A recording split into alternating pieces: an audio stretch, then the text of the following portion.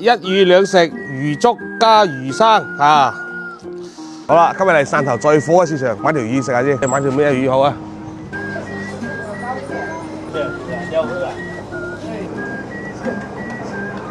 嗱，今日去市場斥巨資買條魚翻嚟整呢個粉絲推薦菜啊！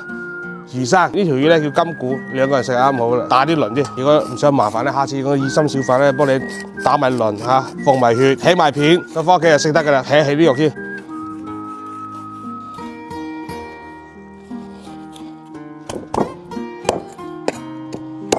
魚骨斬咧，一陣攞嚟煲粥。一條魚起出嚟就有呢兩片嘅。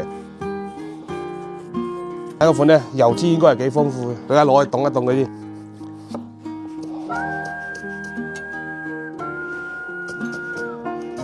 配料就切好啦，等凍啲魚肉，我哋而家煎個魚骨煲個粥先。熱鍋冷油，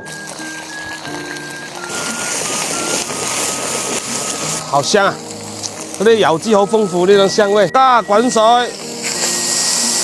加入呢個薑片，換個砂鍋先。純魚湯下去，落米，煮個15分鐘，淋一淋個砧板，跟住就可以切魚啦。乾淨又衛生，然後食完之後聽日飛天遁地。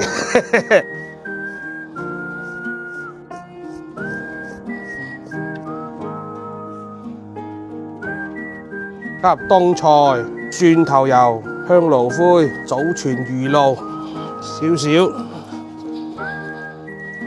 好啦，一魚兩食，魚粥加魚生啊！嚟試下我哋做嘅魚生，識唔識食啊？老式魚生要點樣食啊？首先咧，炒啲肉先，俾少少花生油嘅，撈勻佢，撒少少鹽落去，檸檬葉撒上去。新鮮的食材就要簡單的吃法，一口入魂。我告訴你啊，感受一下那個油脂在嘴巴裡面跳舞的感覺，就這樣香。飲魚生啊，必須要燒酒啊，整杯燒酒先啦。5年以上陳釀啊，5種嘅草本精華，魚生配酒，越喝越有。新年快樂。好飲唔上頭，輕鬆冇負擔。怎麼？你不敢吃啊？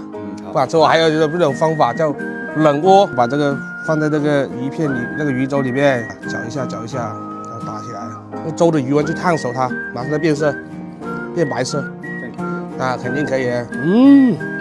哇，鮮甜。不過這個鯛魚拿來做冷鍋有點浪費。這個天氣來吃這個，冰火兩重天，又是涼的又是熱的，對吧？這個粥夠不夠鮮？一條魚的煮做碗粥，能不鮮嗎？